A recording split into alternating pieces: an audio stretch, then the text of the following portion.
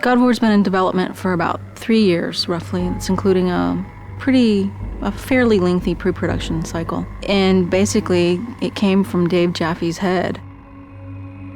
There were so many ready-made play mechanics and gameplay mechanics in the Greek myths already that it was just like Medusa's head and Zeus's thunderbolts and battling Cyclopses, and that mixed with just my love of the material was like, okay, this is what we gotta do. We gotta do this game.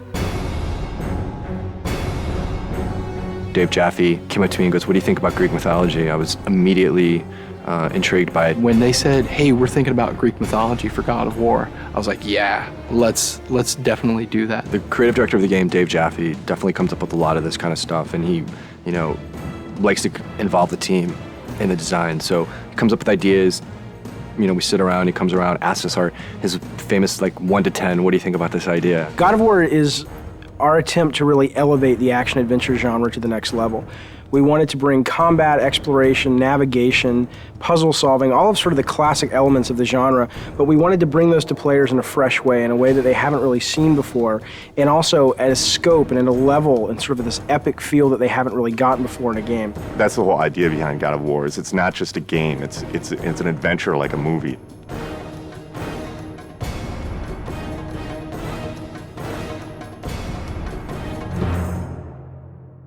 The sheer amount of concept art and work that went into developing all the characters and the look and feel of the game is pretty unique. I've never seen so much effort put into concepting a game out, making sure that every environment is unique and fits in with the theme of the game overall. I gave them my influences. It's really to their credit that they were able to sort of extrapolate what I was really going for into art, amazing art. So I ended up sort of getting what I wanted, which was this high adventure, amazing fantasy setting, which was inspired by the stuff that I grew up with, the movies that I grew up watching. But exactly how the game ended up looking the way it did was really, you'd have to ask the artist. Charlie Wynn has been part of the studio for quite some time, and what he's brought to God of War is extremely valuable. A lot of my job is to create images of what the game feels like. The mood of the game is dark. The main character Kratos is a very disturbed character. The things I said to him, I said brutal, nasty, violent, antisocial, pissed off, angry, fuck you. That was my direction to Charlie. The hardest part about making Kratos was that the storyline wasn't really there yet. And so I was trying to create a character that didn't have that story behind him yet.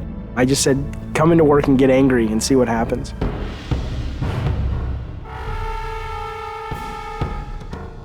What they came back with was their versions of anger and the things that they were mad at and the things that, it was really kind of neat because you got to look at the concept art and kind of see how everybody dealt with anger and madness and chaos.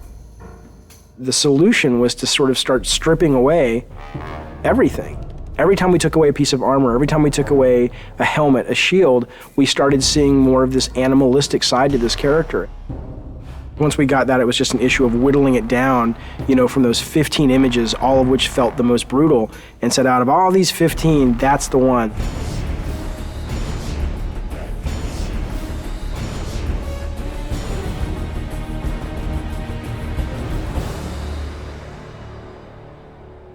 God of War is our attempt to really elevate the action-adventure genre to the next level.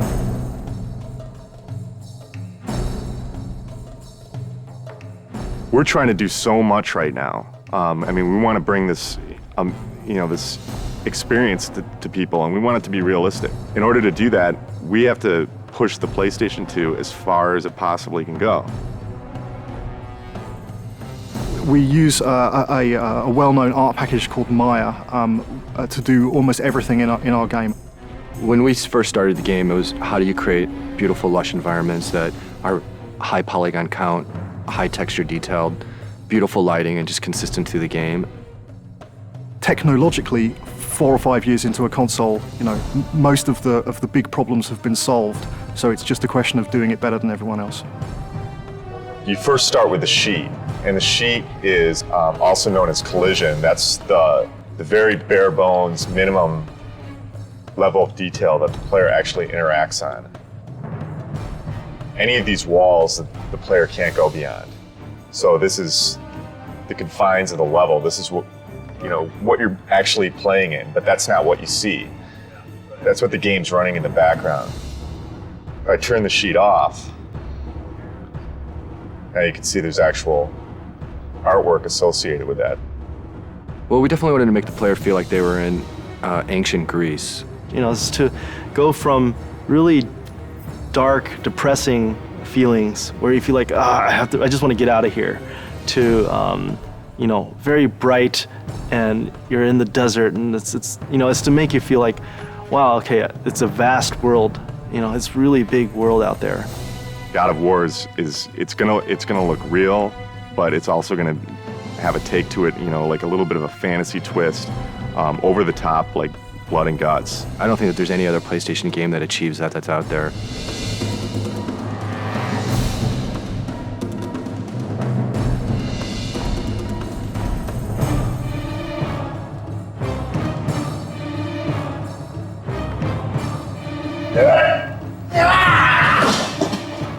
Every character in the game starts out with a single pose that every single animation derives from. When I'm starting to move like this, bring in the base pose, and then kind of just start to block a few things out. Maybe even with general, just kind of moving the whole character all as one, getting the timing for things, and then building out from the pelvis. So get the pelvis motion right, then get the chest involved with the pelvis, then maybe start doing the arms, come back with the legs, then finish with the head and the fingers. So sort of whittling down until I get to that final look. The original vision, I think, what we wanted was very, very brutal. It's funny because we were like, let's go find some fight scenes in movies, and that's how we want this guy to move, and that's how nasty we want him to be. And it's weird because when we thought we'd find all these great movies, movie fights are really kind of tame when you think about it. And we actually ended up with only 2 or 3 movies that really obscure films too, that really, when you saw it, you were like, oh my God, that is just some nasty stuff.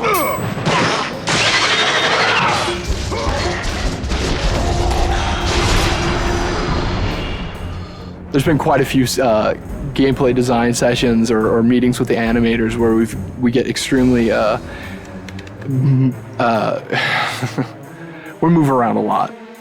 My setup situation as I'm putting enemies into the game and I'm trying to get them very playable so that they can be placed in levels and go around is this big cartoony shaped, very bright arena.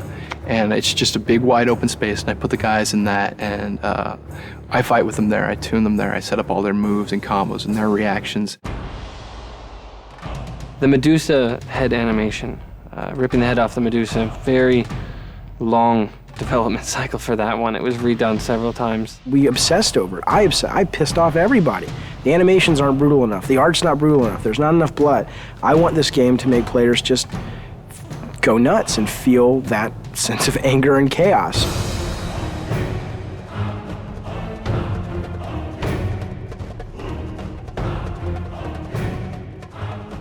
We're really, really hammering the quality and trying to get it to be as top-notch as we can get it. There are several other games out there that I would consider that are kind of the top tier in animation, and we're trying to either meet or exceed what they do. People are going to go, oh my God, this is what action-adventure games have supposed to have been since the very beginning.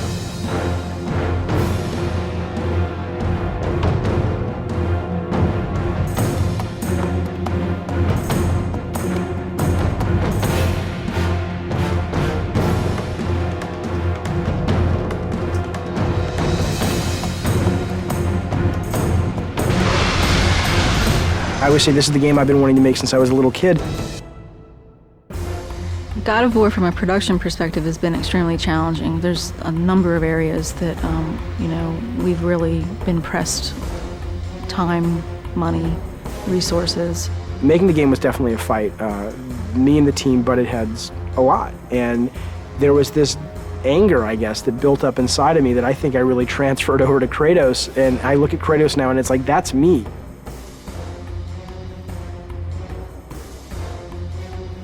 I think we verbally abuse each other multiple times during the day.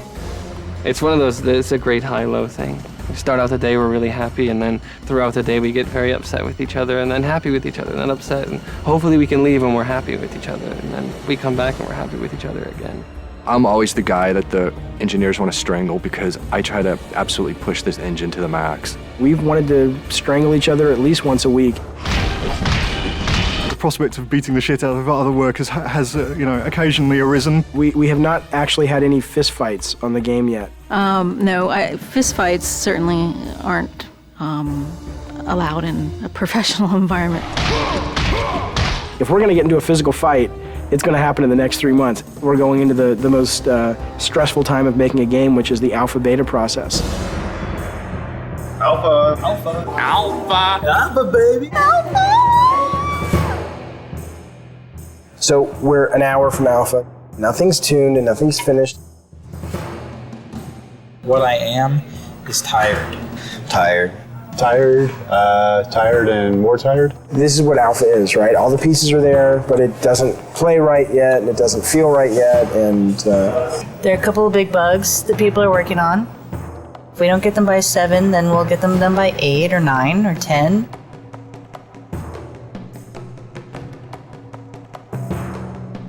Three years and we're almost done. Light at the end of the tunnel. I'm so happy we're an hour away from being able to say at least we have a game.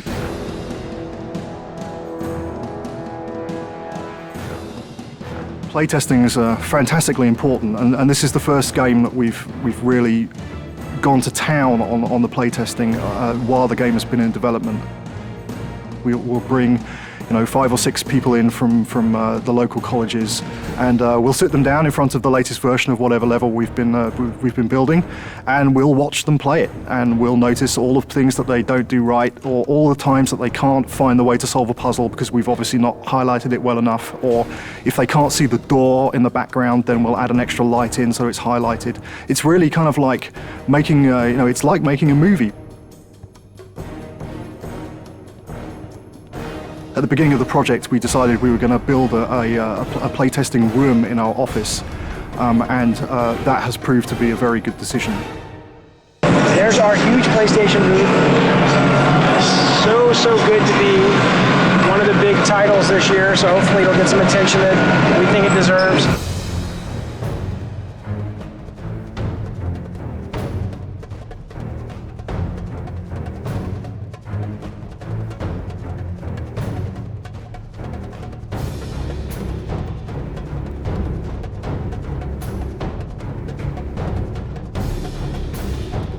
I think whether you're into mythology or not, I think you can't deny the power of a game made by passionate people. God of War is a game that anyone can pick up and play and have a really fun experience. You should play God of War because it'll get you laid.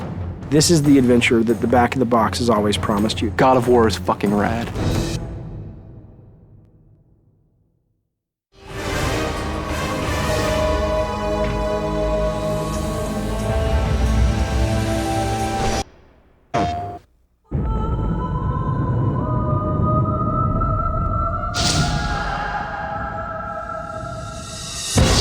War-ravaged Athens. Legions of undead soldiers. Greek mythology's greatest beasts. And a deceptive god are no match for the fury of one vengeful warrior.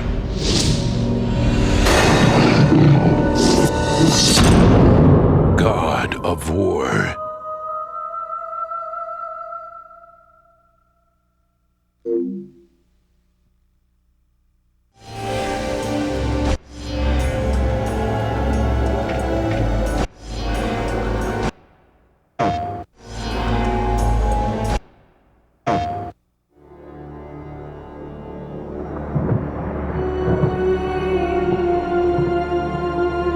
One dying wish from a desperate warrior allowed him to survive, but brought him a lifetime of despair. By the gods, what captive I become. Now, the only way to right the wrongs of his past is to master the powers granted him by the gods of Olympus. Medusa's gaze.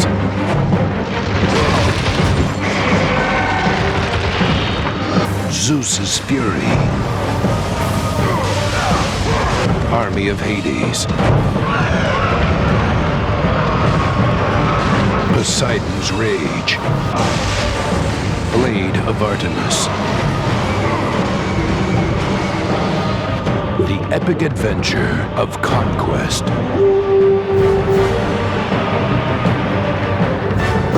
Destiny. And revenge.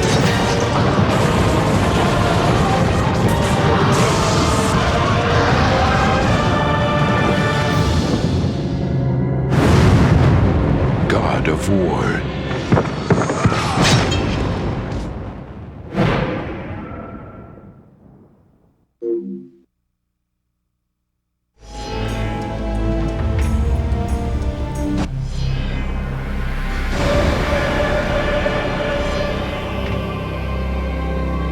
This is our sort of batch of things that you didn't get to see. That some of them I'm glad you didn't, and some of them I wish you would have, time permitting, but it wasn't. So here we go.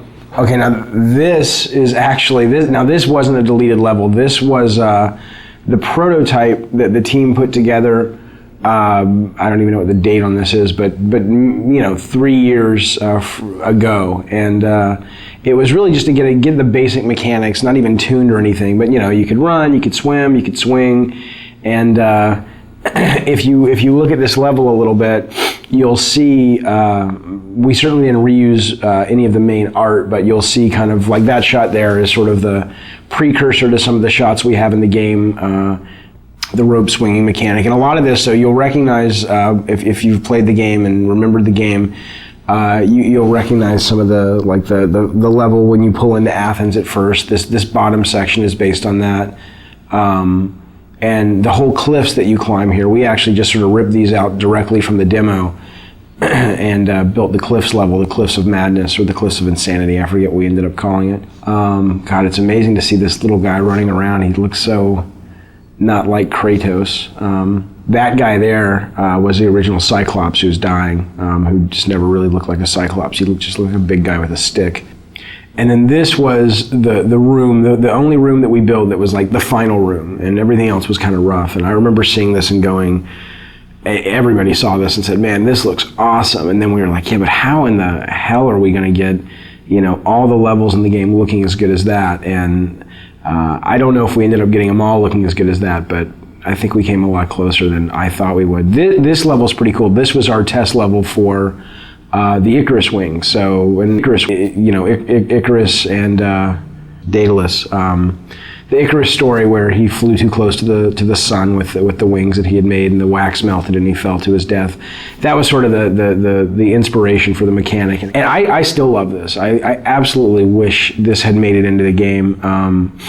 We just, it really came down to time and going, let's focus, let's get our fighting really good, and let's get our platforming better, and let's get our puzzles working, and maybe we can come back to this. And as is often the case, you just never have the chance to. So I'd love to see something like this, in future God of War titles, because I think it's a great, it's just fun. I mean, it's fun to fly around. And what was cool about this is it wasn't just a flying level. It was, you could land and you could walk around, and it was a seamless experience versus, now it's time for the flying level. So that was pretty cool. Yeah, I look at this now and I'm like, damn, we should have gotten that in. It would have been awesome. These were the original Harpies. They were a lot bigger. They still read better. They look awesome, but we just realized we needed more of like a bat-like, small, like little annoyance enemy. These guys played like the skeletons, basically, flying versions of the skeletons, and there just wasn't much of a difference in gameplay, so we ended up kind of shrinking them down and making them bats. And this was what we called the Mounting the Titan level, which is Kronos, the giant titan in the desert. And sadly, right now, the only way you get on the Titan is through a movie. And originally, this was how it was going to be. You see this big thing, it's like a big watermelon in the background. That's actually Kronos.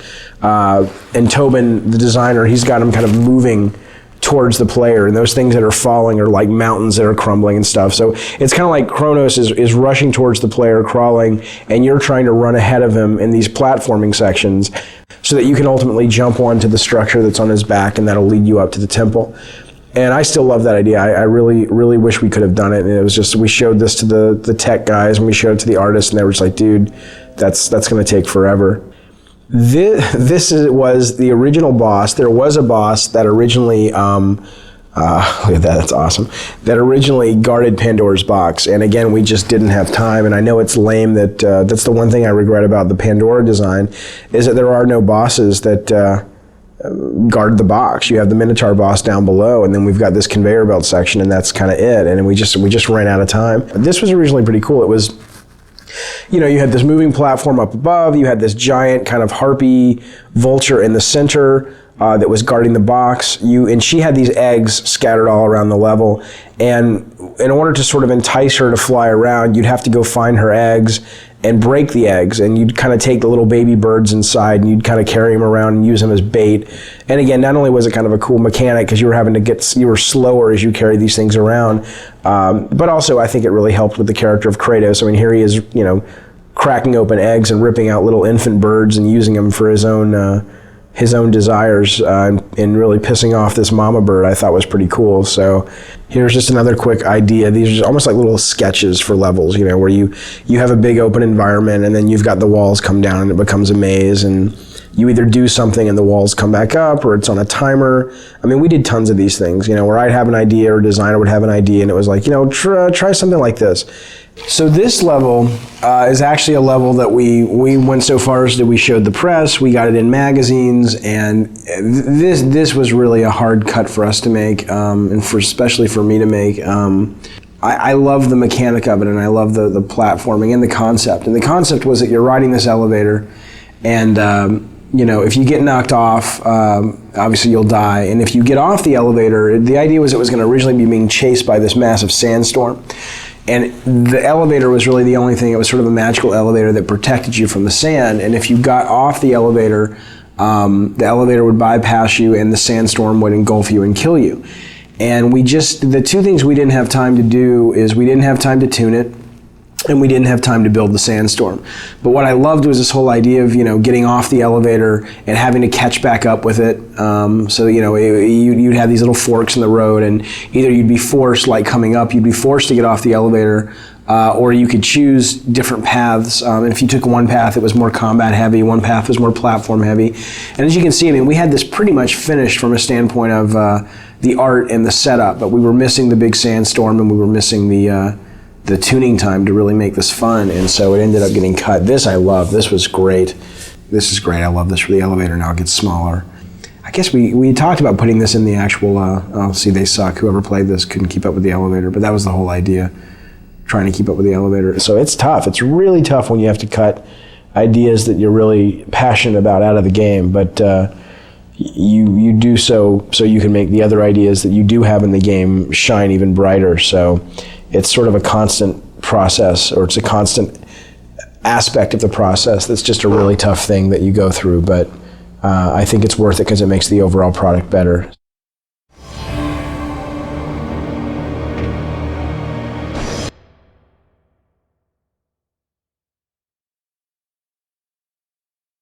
Some of the earlier characters that had been played around with, some of them again just didn't feel right for the time period. Some of them either felt overdressed or felt too fantasy. A lot of the concepts too got very detailed. There were lots of flowing things, and there was lots of hair, and there was lots of things that if we had to just model it, it probably would have been a little bit tougher to pull it off. There was one character I remember when I first saw it that had kind of almost kind of a tribal feel to it, a very kind of African feel to it, which I thought was pretty cool. Didn't say Greek, but at the same time when I looked at that, I thought, you know, that would be a pretty cool character to work with. We went through images of the lone wolf kind of characters where you might have a hero with a little baby or a dog on his back. So just to kind of give something different, you know, about the character and something that you can kind of relate to. one of the original concepts behind the hero for God of War was to come up with a guy who was, his whole face was encased in a mask. And we thought that going with a mask would be, being able to paint his face in broader strokes so that when you were playing the game, he still had a lot of personality and you could still sort of read that when you saw the mask. But when we actually got it in the game, it ended up feeling very soulless and it didn't feel like the guy had a personality. That was always one of the big elements that we were dealing with, and it was difficult because, we would often hear, it's not Greek enough, and we're like, what does that mean? I'm using a actual, sometimes because we'd take it right from a Greek, some Greek sources, and it's very Greek, but I think what we really started seeing was, okay, no, it's not Greek enough according to what the general public knows, and that's kind of what we had to go towards.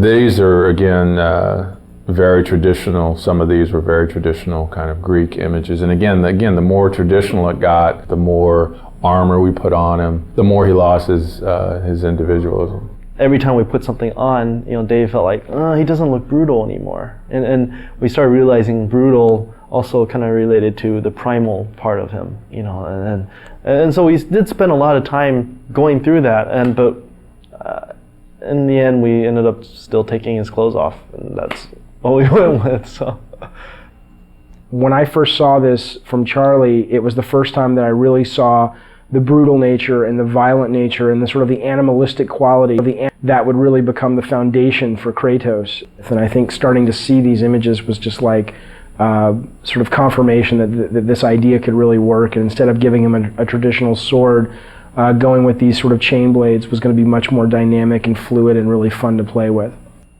The main goal for the character in the game was always to create someone that looked really brutal and really nasty and really violent. Instead of sort of going down the traditional route of a iconic Greek hero with the plume helmet and the skirt and the toga and the sandals, we wanted someone who really made the player feel like he was being able to unleash his dark side. So the idea was always, how can we make him look more brutal? How can we make him look more violent and impulsive and nasty? And that desire always superseded sort of historical accuracy. So while you look at this guy and he may not totally feel at home in ancient Greece from a costume standpoint, I think he achieves the greater purpose, which is to give players a character that they can play who really does let them just go nuts and unleash the nasty fantasies they have in their head.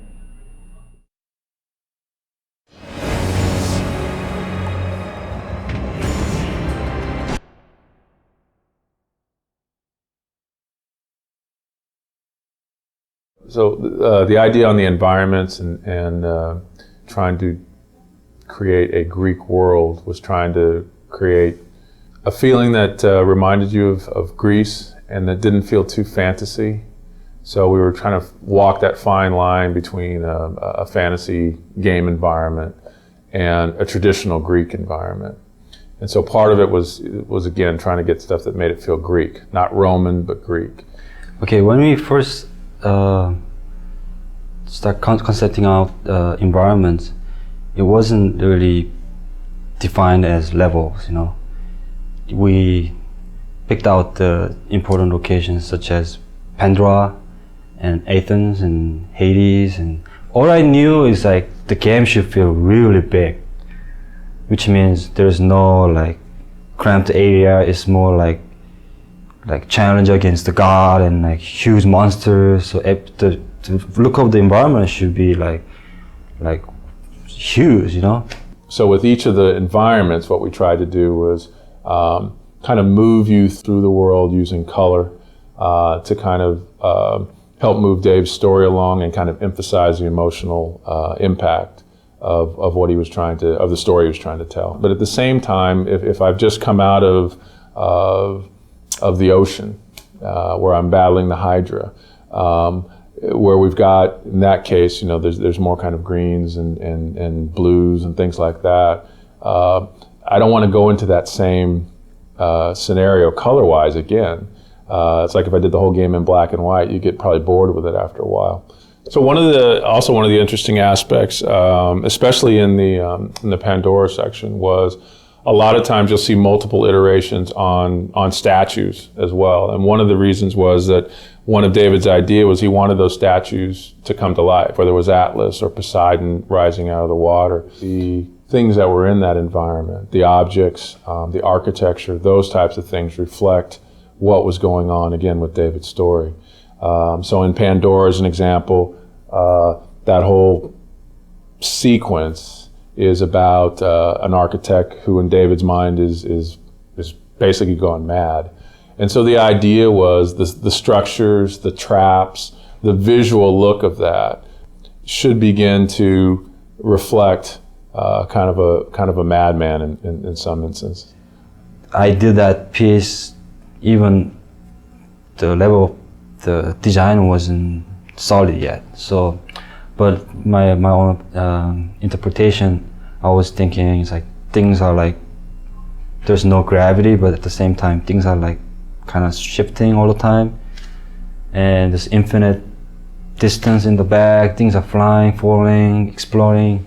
The mountain Olympus, that one particularly, it's not for the game art. It's more like, okay, we want to talk about Mountain Olympus, so where's the image? That kind of thing. The goal of the world of God of War was really to create a place that felt like, a giant theme park ride, or a giant set on one of these great high adventure movies, and places that you'd really want to explore and spend time in and really feel like you were having this grand adventure. And I think these guys, week after week, continually were able to come up with set pieces and ideas that they just top themselves constantly and continually, and they've really given us this great world to play in, and I think they did an amazing job, and I'm so grateful as a player that I get to actually play in this space.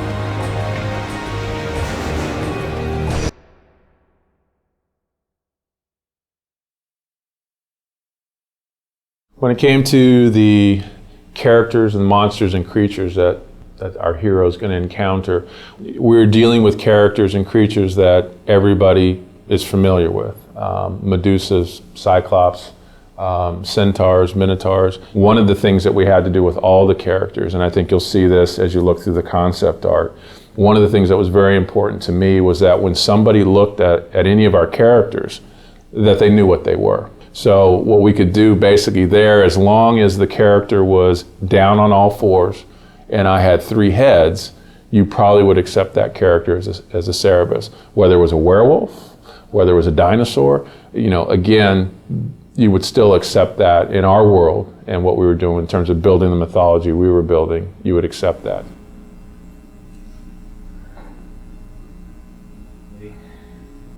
As far as a game creature is concerned, mostly what was fascinating me was the deep sea creatures and how freaky they look. And I was trying to pull up on some of that, and did a number of different types of hydras. I was told, okay, Ares would be maybe 90% elemental, 5 or 10% human.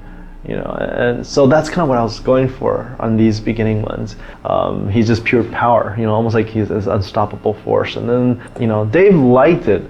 It's just he wasn't sure how we would do it. Probably was a slow transition towards being more human. So it's still kind of a huge guy, but he's got all this armor on that allows him to do all these things. So the idea was, again, to move a character into something that, again, would be a little bit more in the horror direction. And again, what it allowed us to do was get characters that were still reminiscent of what they were supposed to be in Greek mythology, but were uniquely ours.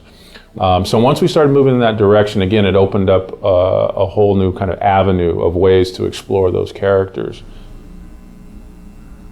What we really wanted to do was keep people immersed in the mythology, in the Greek mythology, but give them a different kind of experience when it came to the characters and the creatures.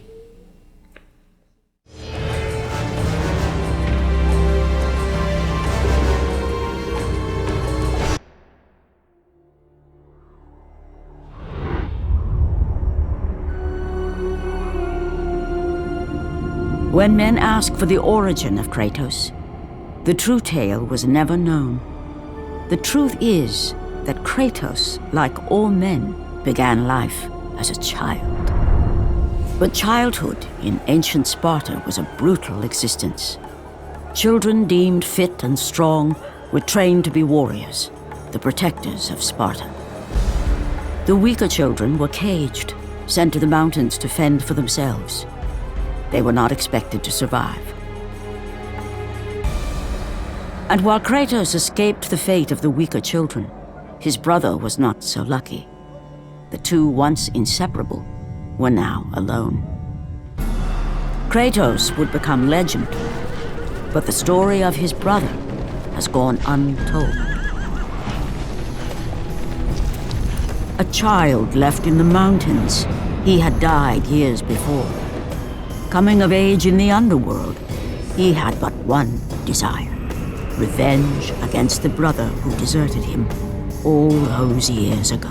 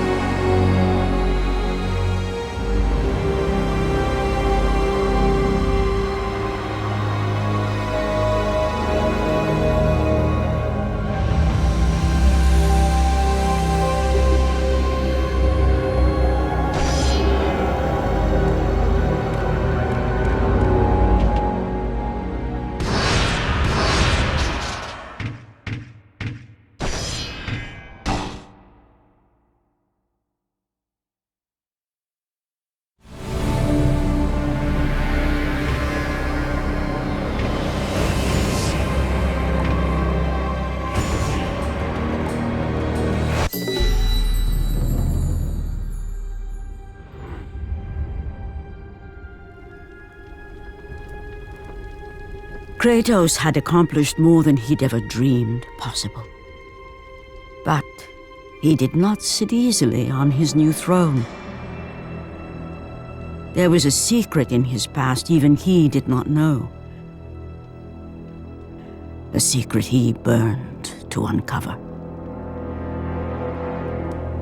Born out of wedlock, Kratos was the bastard child of a shunned woman. There were rumors as to who the father was. Rumors that grew more and more preposterous. Until the woman finally left her small village. She swore a new life in Sparta. Kratos would never know the truth, never know who his father really was. But now, as a man, Kratos returned to Sparta, determined to find his mother and discover the truth. Kratos' mother was not long for this world. Before she passed, Kratos demanded she tell him the truth. His mother knew the price she would pay if she revealed the name of Kratos' father. But it was time, at last, for her son to know who he was. No word need be spoken to bring about the prophecy of the curse. She was transformed into a merciless beast, one which would destroy even her own son. Putting aside the last remnants of affection for his mother, Kratos destroyed the beast she had become. With her last breath, she spoke the name of his father. For Kratos was no mere mortal. He was the son of a god. He was the son of Zeus, the father of Olympus. And with that knowledge came the certainty that one day soon, he would take his revenge against the father, against the god who had abandoned him all those years ago.